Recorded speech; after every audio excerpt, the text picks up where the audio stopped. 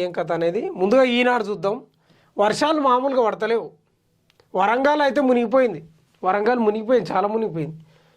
దంచి కొట్టింది వాన, దంచి కొట్టి దడ పుట్టి అంట, దంచి కొట్టి దడ పుట్టించింది. భారీ వర్షాలతో వరంగల్, నల్గొండ జిల్లాలు అతలాకుతలం. 2 మృతి, 1 గల్లంతు. సంగెం మండలంలో అత్యధికంగా 21.8 సెంటీమీటర్లు. మరో 3 రోజుల పాటు రెడ్ అలర్ట్ అంట. బంగాళాఖాతంలో బలపడుతున్న అల్పపీడనం. 5 జిల్లాల్లో 2 రోజులు పాఠశాలలకు సెలవులు కూడా ఇచ్చారు.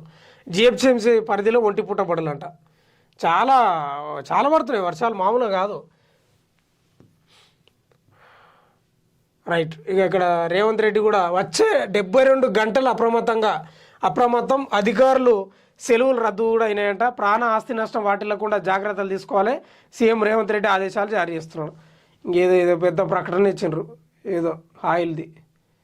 అబద్ధపు మాటలు లేవు, ఎటువంటి రసాయనాలు లేవు, కేవలం జుట్టు రాలడాన్ని అది క్లియర్గా నిరూపించబడిన ఫలితాలు మాత్రమేనంట. అశ్విని ఎయిర్ ఆయిల్ అంట. 50 లక్షలు 60 లక్షలు తీసుకుంటారు ఈ యాడ్కు.